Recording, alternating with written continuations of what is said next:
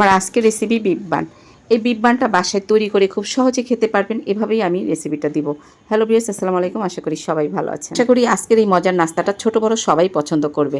এতটাই মজার, বাসায় তৈরি করে না খেলে মিস করবেন। আজকে এই মজার রেসিপিটা তৈরি করব আটা দিয়ে। এখানে আমি 1.5 কাপ আটা নিয়েছি, 2 চামচ নিয়েছি চিনি, স্বাদ মতন নিয়েছি লবণ, 1 কাপ নিয়েছি দুধ, কুসুম কুসুম গরম আছে, 2 চামচ ইস্ট ঢেলে দিয়েছি। এবার আমি আটার সাথে মিলিয়ে নিব, আস্তে আস্তে করে দিব আর মাখবো। ইস্টটা রেস্টে রাখার কোনো প্রয়োজন নেই। সাথে সাথে আমি পারফেক্ট ডোটা তৈরি করে নিচ্ছি। দিয়ে দিলাম ঘি। এই আটায় পুরো 1 কাপ দুধে লেগেছে। একটু ঘি দিয়ে মেখে এক সাইডে রেখে দিয়ে এবার আমি চুলা একটা ফ্রাই প্যান দিয়ে রসুন কুচি দিয়েছি, বড় সাইজের একটা রসুন। কয়েক সেকেন্ড ভেজে নেওয়ার পরে দিয়েছি 8 থেকে 10টা কাঁচামরিচ কুচি, 2টা পেঁয়াজ কুচি করে দিয়েছি একটু মোটা মোটা করে। ভাজা জিরার গুঁড়া দিয়েছি 1 চামচ, গরম মশলার গুঁড়া দিয়েছি 1 চামচ, হাফ চামচ হলুদের গুঁড়া, হাফ চামচ মরিচের গুঁড়া। এবার আমি যে মাংস আর আলুটা ম্যাশ করে রেখেছিলাম সেটা এখানে অ্যাড করে দিয়েছি। মাত্র 3 টুকরা গরুর গোশ আমি প্রেশার কুকারে একটা আলু দিয়ে রান্না করে নিয়েছিলাম সব মশলা দিয়ে। এরপরে আমি হাতের সাহায্যে ঝুরা করে এখানে অ্যাড করে দিয়েছি। এবার আমি আরও একটু ঝালের জন্য, সুন্দর একটা ফ্লেভারের জন্য কালো গোলমরিচের গুঁড়া দিয়ে দিচ্ছি হাফ চামচ।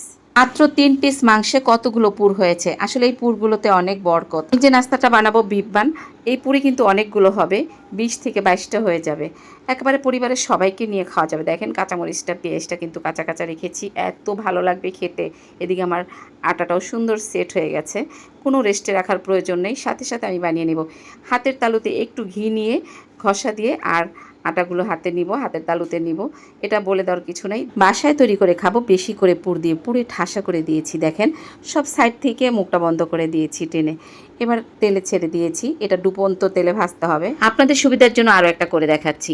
আপনার হাতের কাছে যদি ঘি না থাকে আপনি সয়াবিন তেলটাও ব্যবহার করতে পারেন, কোনো সমস্যা নেই। এর স্বাদ, গন্ধ, টেস্ট একই থাকবে। সব সাইড থেকে আটাগুলো ধরে মুখটা সিল হয়ে যায় এমনিতেই। দেখেন কত শেপটা সুন্দর হয়েছে। এবার আমি উল্টিয়ে পাল্টিয়ে দিচ্ছি। চুলার আগুনটা এই পর্যায়ে থাকবে মাঝারি থেকে কমে। একেবারে লো ফ্লেমে ভাজা যাবে না, তাহলে কিন্তু উপর থেকে ড্রাই হয়ে যাবে আর ভিতর থেকে শক্ত হয়ে যাবে।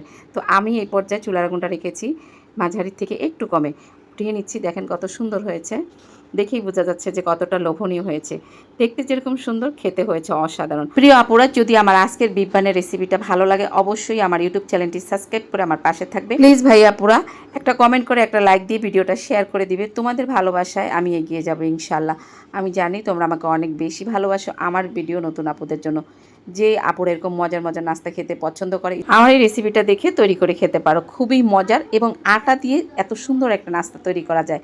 বাসায় না করলে কিন্তু মিস করবে। এখন কোরবানির মাংস ঘরে ঘরে আছে, চাইলে এই রেসিপিটা করে খেতে পারো। সবাই ভালো থাকবে, সুস্থ থাকবে। ফিরে আসবো আবারও। আল্লাহ হাফেজ।